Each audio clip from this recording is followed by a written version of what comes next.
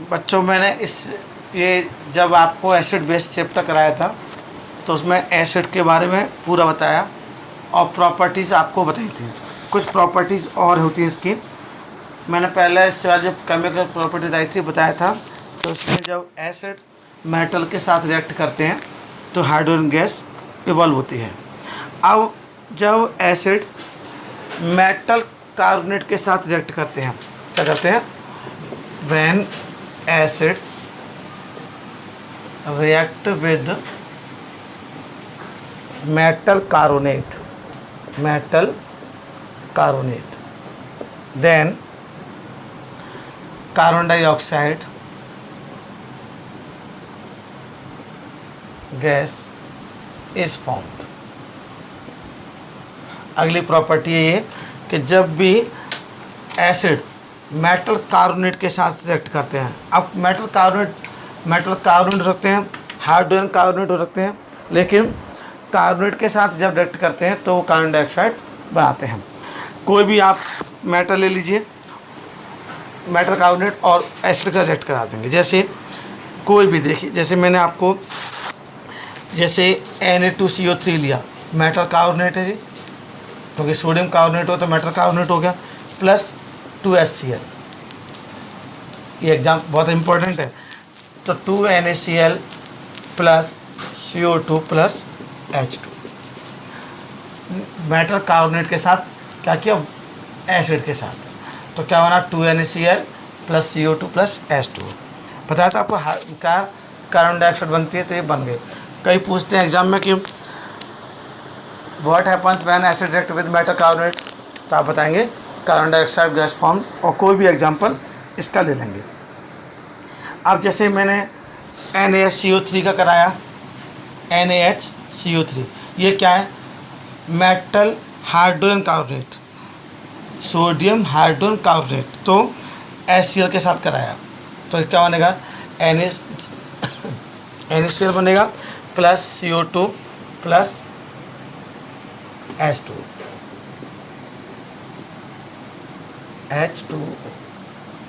Clear? NaCl sodium hydrogen carbonate, ये क्या है? बेकिंग सोडा, जो आपने 9th में इसका फॉर्मूला याद किया होगा।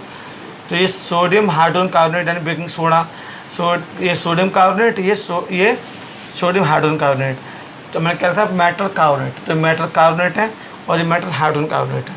दोनों ही जब एसिड के साथ रिएक्ट करते हैं तो कार्बन डाइऑक्साइड गैस बनती है। अब इसमें ये ज़रूरी नहीं है कि कोई आपको ऐसा है, आपको किसी का एग्जाम्पल भी पूछ सकते हैं तो आप उसको करेंगे।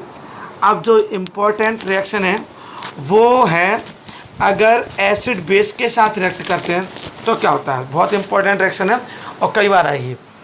क्या? When acid react with bases, when acid react with bases, then salt and water formed। देखिए, salt and water is formed जब एसिड किसके साथ? बेस के साथ रिएक्ट करते हैं तो सॉल्ट और वाटर बनते हैं, सॉल्ट और वाटर। अब जब सॉल्ट एंड वाटर बनते हैं तो क्या होता है? ये रिएक्शन न्यूट्रलाइजेशन रिएक्शन कहलाती है। कौन सी रिएक्शन कहलाती है? Neutralisation reaction. न्यूट्रलाइजेशन रिएक्शन क्यों कहलाती है? क्योंकि ये जो बेस होता है ये एसिड का जो इफेक्ट होता है उसको न्यूट्रलाइज कर देता है। क्या करते हैं? एक दूसरे का जो इफेक्ट होता है वो बिल्कुल न्यूट्रल कर देते हैं, इसलिए इसको न्यूट्रलाइजेशन रिएक्शन कहते हैं। जब एसिड बेस के साथ रिएक्ट करते हैं तो सॉल्ट और वाटर बनता है और इसी रिएक्शन को न्यूट्रलाइजेशन रिएक्शन कहते हैं। कभी कभी ये पूछ लेते हैं कि न्यूट्रलाइजेशन रिएक्शन क्या होता है, तो आप इसका दो टाइप से जवाब देंगे। एक तो न्यूट्रलाइजेशन रिएक्शन क्या होता है, तो when acid react with bases then salt and water is form, this reaction is called neutralisation. और क्यों कहते हैं न्यूट्रलाइजेशन के रिएक्शन? क्योंकि इसमें बेस जो एसिड का जो इफेक्ट होता है, या हम कहें बेस और एसिड एक दूसरे का इफेक्ट को न्यूट्रल कर देते हैं, इसी वजह से इसको न्यूट्रलाइजेशन रिएक्शन कहते हैं। और बहुत अच्छी रिएक्शन आपने पढ़ते हैं बहुत, NaOH, NaOH ये क्या है? सोडियम हाइड्रोक्साइड, इसे बेस बोलते हैं। ये क्या है? बेस। अभी हम बेस के बारे में पढ़ेंगे तब बताएंगे। ये NaOH सोडियम हाइड्रोक्साइड बेस है, और इसको हमने HCl के साथ रिएक्शन कराया। HCl क्या? एसिड। ये एसिड है। एसिड जब बेस के साथ रिएक्ट करता है तो क्या? सॉल्ट NaCl प्लस वाटर यानी H2O। तो सोडियम क्या होना? क्लोराइड। ये सोडियम क्लोराइड क्या है? आपका सॉल्ट, और वाटर H2O। तो NaOH plus HCl forms NaCl plus H2O। ये रिएक्शन है न्यूट्रलाइजेशन रिएक्शन, बहुत इंपॉर्टेंट रिएक्शन है। मैंने आपको बताया था एग्जाम में किस टाइप से आ सकती है, अभी आपको इसको एक्सप्लेन करना होता है क्यों कहते हैं इसका, और बिना रिएक्शन के आप इसको पूरा नहीं करेंगे। अब इसी में जो नेक्स्ट प्रॉपर्टी है, एसिड्स की प्रॉपर्टी बारे में बात कर रहे थे, उसी में एक प्रॉपर्टी और है कि जब एसिड मेटल ऑक्साइड के साथ रिएक्ट करते हैं, किसके साथ? मेटल ऑक्साइड के साथ, तो सॉल्ट एंड वाटर बनते हैं। नेक्स्ट प्रॉपर्टीज है, when acid react with metal oxide then salt and water is formed.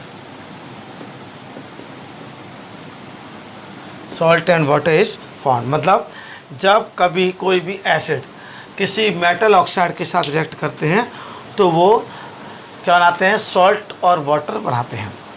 अब कोई भी एसिड, हमने HCl लिया, 2HCl प्लस किसके साथ? मेटल ऑक्साइड के साथ, CuO। अब ध्यान से देखिएगा, तो बना CuCl2। ये क्या है? ये है आपका salt, copper chloride plus H2O। Copper chloride है ये, इसे हम लोग सॉल्ट बोलते हैं। क्या बोलते हैं? सॉल्ट। तो जब कभी एसिड मेटल ऑक्साइड के साथ रिएक्ट करते हैं तो क्या होता है? सॉल्ट और वाटर बनता है। इसकी जो नेक्स्ट प्रॉपर्टी है वो है acids have corrosive nature. Acids have corrosive nature. Corrosive nature, acids have corrosive nature. ये क्या होता है कि जब भी अगर ये एसिड्स कौन कौन से, कोई भी जो मिनरल एसिड्स होते हैं, मिनरल एसिड्स अगर उन हमारी स्किन पर गिर जाएंगे तो ये हमें क्या कर सकते हैं? ये हमें नुकसान पहुंचा सकते हैं। कोई भी क्लॉथ हो, वुड हो या हमारी स्किन हो, ये उनको क्या कर सकते हैं? बिल्कुल डैमेज कर सकते हैं। इसलिए इन्हें कहा जाता है कि एसिड्स हैव कोरोसिव नेचर। कभी इसमें कभी बिल्कुल आप बाय मिस्टेक आपको कभी स्किन पर गिर गया या क्लॉथ पर गिर गया तो ये बहुत उसमें होल कर सकता है, आपकी स्किन को, आपके उन सब्सटेंसेस को पूरी तरीके से क्या कर सकता है? डैमेज कर सकता है। इसलिए कभी भी एसिड्स को मेटल कंटेनर में नहीं रखना चाहिए। ध्यान सुनिए, एसिड्स को कभी मेटल कंटेनर में नहीं रखना चाहिए, क्योंकि वो मेटल कंटेनर का क्या करते हैं? उसको धीरे धीरे उसको डैमेज कर देते हैं। क्या करते हैं? उस कोरोसिव नेचर की वजह से उस मेटल कंटेनर को डैमेज कर देते हैं। समझ में आ रहा है आपको? ये और कांच जो ग्लास होता है, और जो गिलास के अलावा जो चीनी मिट्टी बोलते हैं इसको, गिलास के अलावा उनमें अगर रखते हैं तो उस पर एसिड्स का कोई इफेक्ट नहीं पड़ता है। इसलिए कभी कोई क्वेश्चन बहुत पूछा जाता है ये कि एसिड्स को मेटल कंटेनर की बजाय गिलास में क्यों रखा था, कांच के बर्तनों या कांच चीनी में क्यों रखा था? क्योंकि वो मेटल को डैमेज कर देते हैं अपने कोरोसिव नेचर की वजह से, इसलिए ये ऐसा होता है। अब तक आपने सारी प्रॉपर्टीज़ एसिड्स के बारे में पढ़ ली। अब आप एसिड्स के बाद नेक्स्ट वीडियो में बेसिक के बारे में